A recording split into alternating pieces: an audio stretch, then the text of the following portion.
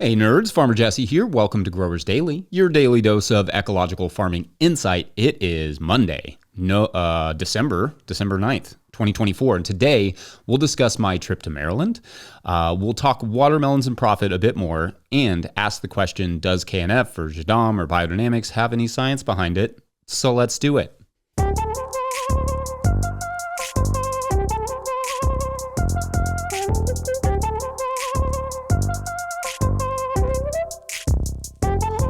All right, so first off, apologies for all the gaps in the show. I hope you YouTube crowd enjoyed the talk on the 4 types of compost that I put up yesterday from the Kentucky Composting Conference back in October. I will link that in the show notes for any of you who didn't see it. But anyway, I am back and ready to roll after a few days in Maryland and Washington, D.C. I had a blast. First of all, as far as cities go, Washington, D.C. is wildly beautiful. I mean, I'd heard about the cherry blossoms in the spring and all that, but I was blown away with that city in general, the design, the trees, all the things. I had a lot of work to do while I was there, and I actually have a biochar video coming for you this upcoming Sunday, I think. Shout out to the guys at FOOP for that. But that area has so much going on. I would love to explore some of the urban and peri-urban farming a bit more the next time I go, more than I got to this time. When I arrived, I stopped at an El Salvadorian place and grabbed some delicious pupusas and got to take in the sights of the city from my rental car a bit before heading to my hotel to do some work. Then the next day, I headed to a small event hosted at Deep Roots Farm in Maryland, where I got to meet roughly 15 farmers from the area, which included my buddy Nazirak Amen, who sent me home with some of the best oats I've ever eaten. Huge shouts to Nazirak for that and all of his work. It was a cold, blustery day, but I had a lot of fun. Massive thank you to the American Farmland Trust and Future Harvest for organizing the event. I will notably not be doing really any more conferencing this winter, except I will be moderating a talk at the Oak Organic Association of Kentucky Conference in January with 4 presenters. That would be Marissa Arnold-Dusen of the Organic Association of Kentucky, Daniel Mays of Frith Farm, Margaret Shea of Dropseed Native Plant Nursery, and Ian Zegland of Green Acres Foundation.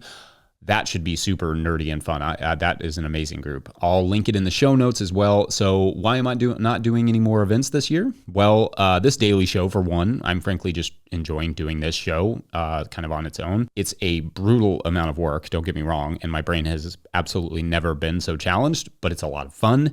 But it is also, however, impossible to take this kind of show on the road for the moment.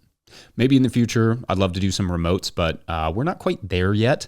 Also, I'm not doing more conferences this season because, I mean, honestly, I just don't love being away from my family and having cool experiences like DC and those delicious pupusas and hanging out with all those farmers on my own.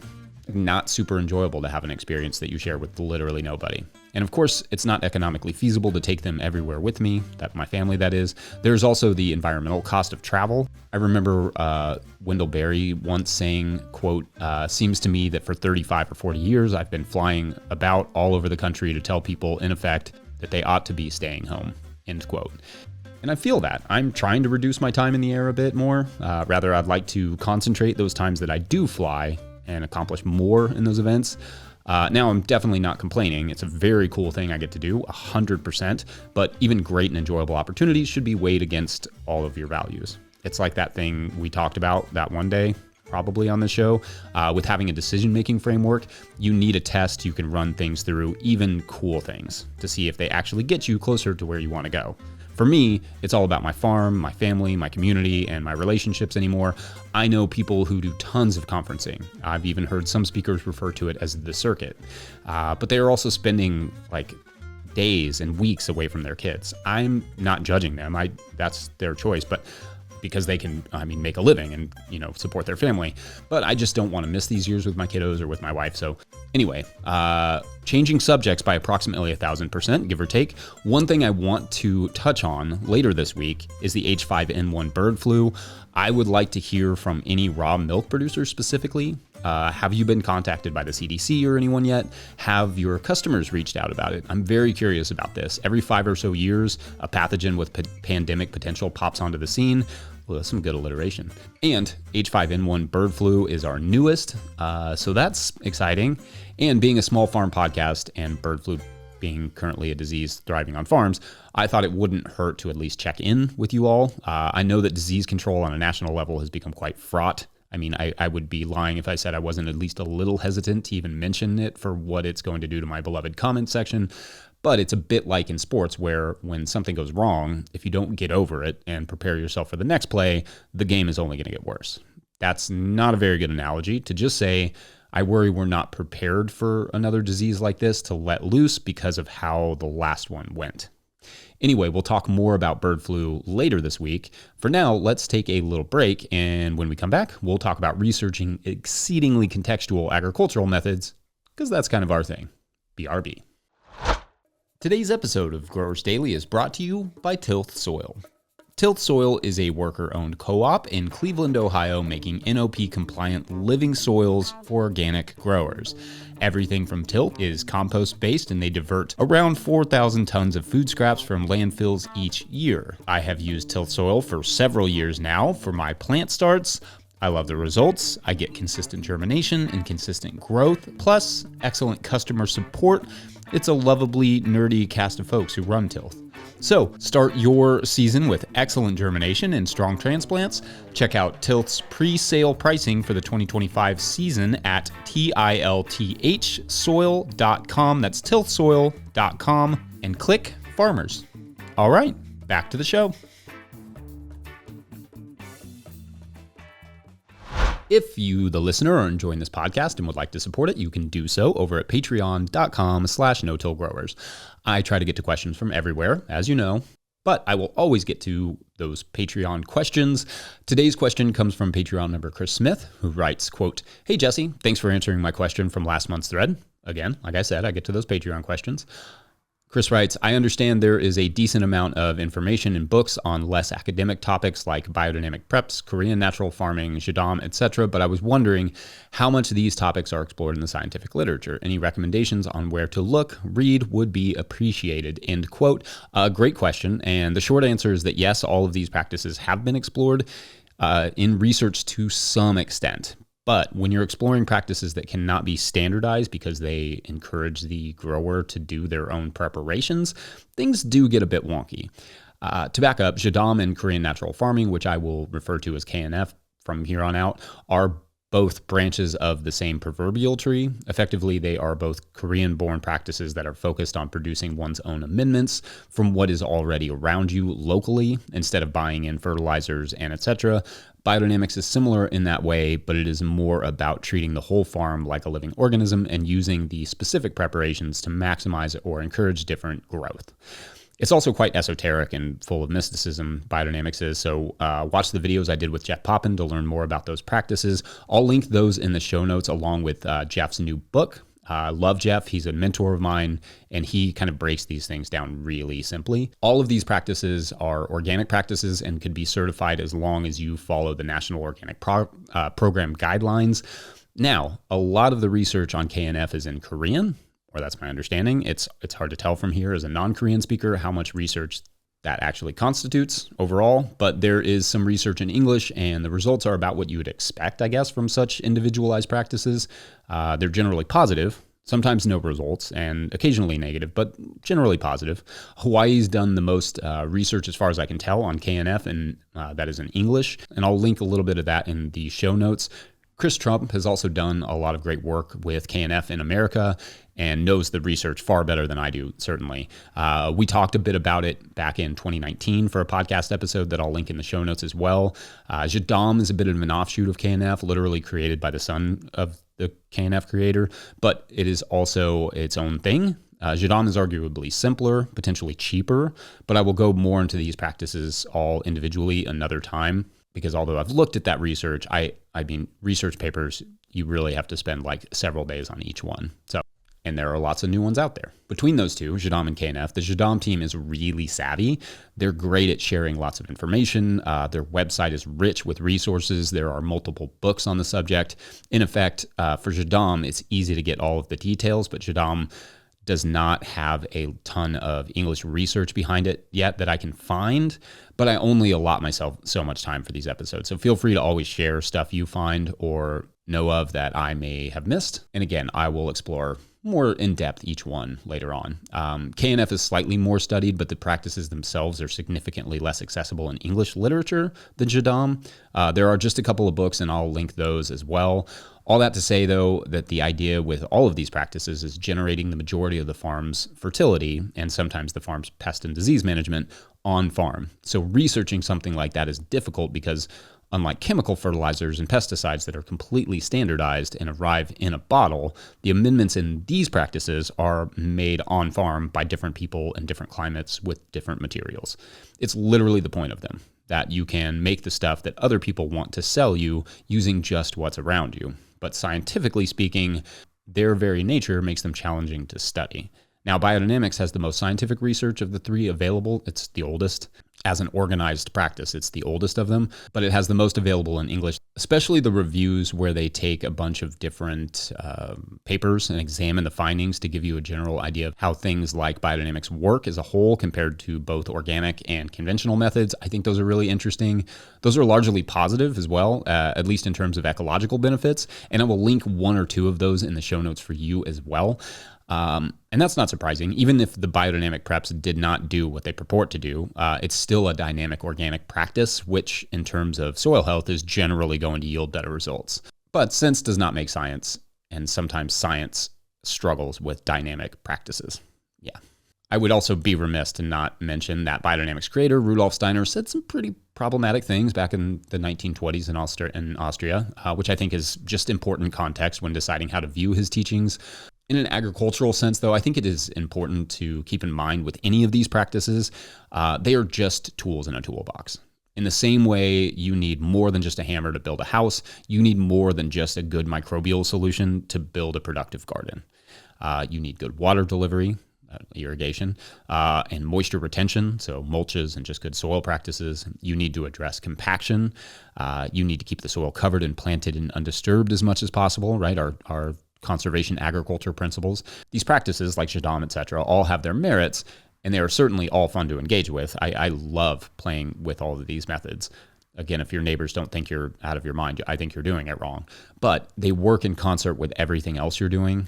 With emphasis, if you are not doing all the other stuff well, no single treatment is going to fully repair the soil on its own. Again, building healthy soil is like building a house, and a hammer alone won't really do the trick.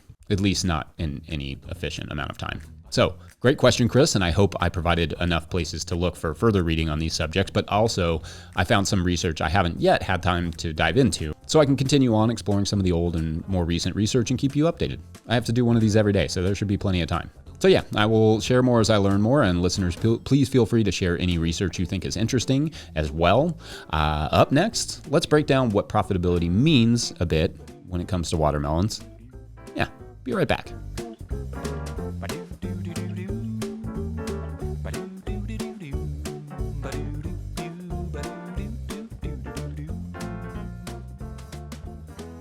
Okay, so last week at Lamb's Quarters Farms on YouTube asked a good question on Tuesday's episode after the segment I did on how watermelons were a crop I grow, but were not profitable. I calculate I would have to sell them at upwards of $75 a piece to earn what I earn on lettuce.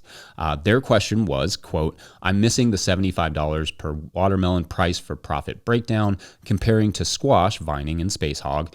They equal less bug pressure, shorter season. So what am I missing, which raises the work/cost, end quote. Okay, so great question. And I guess I didn't get into the details of that because I wasn't sure if I could make it interesting enough to watch or listen to, but let's give it a whirl and you all can tell me. So yes, squash. As I quipped at the end of that segment, squash is also not super profitable, but setting that aside for a second, let's focus on the $75 a melon thing.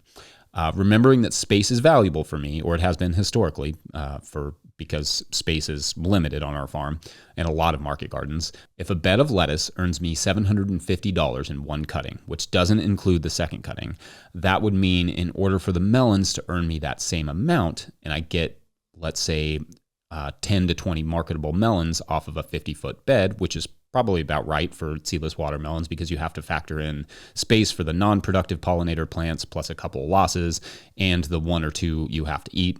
I mean, obligatorily. Can I say obligatorily? I don't know.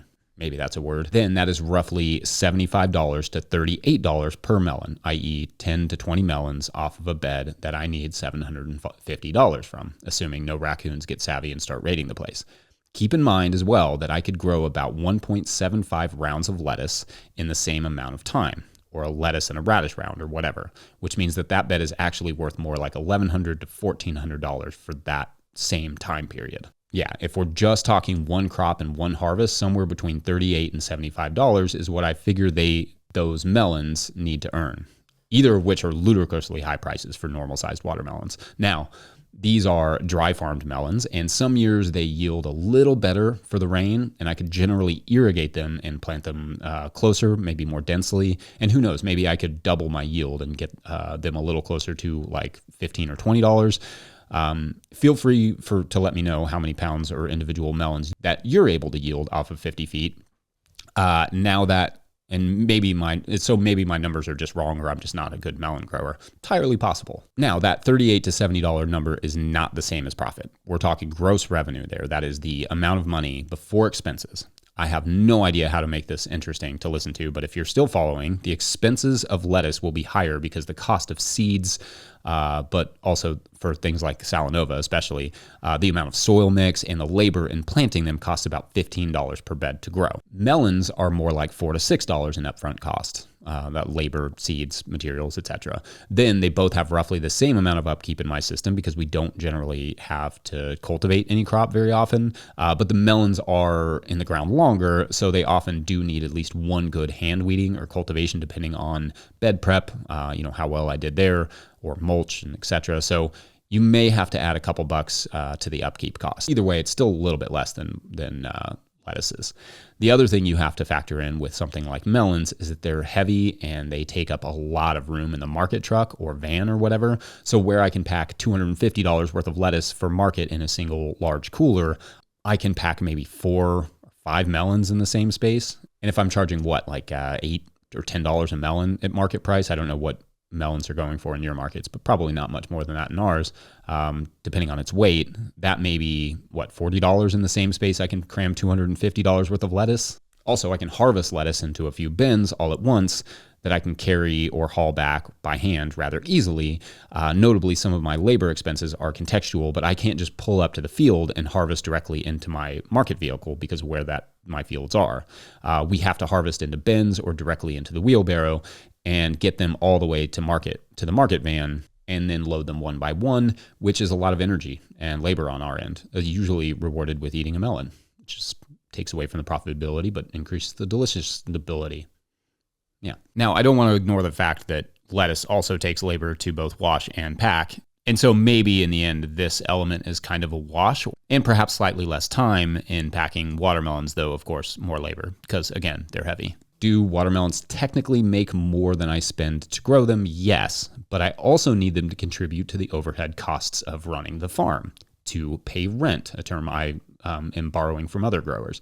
This is where profitability gets complicated, more complicated. But essentially, it's more important than the amount a crop makes over what you spent on it, because this is the part that will determine if you, the farmer, make any money.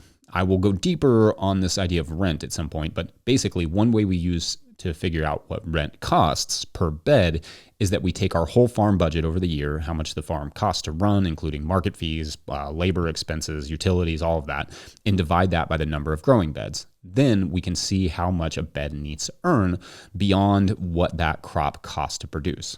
For an example, let's say you arbitrarily want your farm to earn $100,000 per year. Okay, now divide that number by the number of beds you have to work with. That's what each of those beds needs to earn you. If you have only 20 beds, you're probably like, oh dear.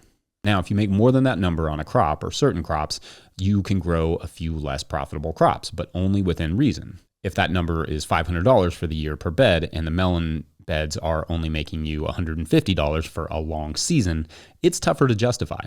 Does that make sense? Is any of this interesting? I have no idea.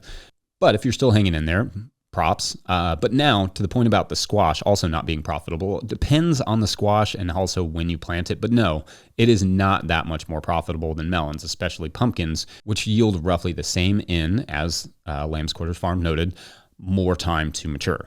But with the smaller squashes like honey nuts, they yield quite a bit better. What I like, though, about winter squash in comparison is that they are storable, so they give me a product over winter when it's hard to have a diverse offering. Winter squash like that, especially those smaller ones, is one I choose to grow that is less profitable because I follow my garlic with them. So by the end of the season, those beds easily make their rent. Because it's a garlic bed followed by a squash bed, garlic is pretty profitable. Now, I don't expect you to have gotten all of that in one listen, so I will try to go over these ideas in different ways over the years, presumably. Some people approach the idea of profitability differently. Feel free to share your thoughts or questions or critiques on anything I said today. I feel like it was like kind of a weighty episode. But the bottom line is just that when you're running a business, you have to make money. It's annoying. And watermelons aren't the best at doing that on a square foot basis, even if they are more delicious than most other things on a square foot basis. Maybe they would be on a larger scale where room isn't an issue and you could charge whole acres rent instead of beds. I don't know, but I hope that was at least interesting. And I fully plan on growing watermelons because they're delicious and I like juicing them and I like giving them to customers for all the reasons I said last week. Yeah. Anyway, I'm going to wrap it up there. Huge shouts to Willie Breeding for the theme music and to the team at No Till Growers for their support. Remember, there are discount codes over there at patreon.com/no-till-growers if you need to do some last minute holiday shopping or some spring gear or seed shopping. Members can check those out. Also, I guess Apple is going to start taking a percentage of in-app purchases, like maybe this month, which also means memberships to sites like Patreon. So if you can sign up through the website instead of the app, or if you have an Android, that's better for everyone. Everyone except Apple, who frankly really suck for doing that. Anyway, you know who doesn't at all suck in any way, shape, or form? People who support us through patreon.com/no-till-growers, because at a certain level, or if you just bump up from one level to another, or if you just sign up in the month of December, you get a shout out on the show. So big shout outs today to Raymond, Miriam Cantaloupe. Oh, that's a good name, Miriam. I mean, Miriam and Cantaloupe. These are just, it's like a double whammy. Robert, just the first name. Ranchito Milky Way. That is awesome. Is that a farm or is that a name? Maybe it's both. Kaylee Onstein, Robert Hyatt, Carly Bain, Sarah B, Sean Ueda, and that's the name. Great name. This to me is kind of a cartoon. I feel like this has got like a, let's just call it, it's got to be called Ranchito Milky Way, right? It's a space cartoon about sport, because, clearly Carly Bain is like the coach of a team of misfits, all from the planet O. And they're in a big space competition, and the sport is really complicated, and every time they leave their home planet, everybody on the home planet ages faster, so it's like really, it's an emotional roller coaster for them. But anyway, I'm not gonna spoil the ending, but let's just say they invade Earth. Let's just say it. That's what happens. That's what always happens. I don't know why they can't just stay in their own region. But Earthlings get to play, then there's like a whole competition between the Earth and anyway, thanks for watching. We'll see you tomorrow.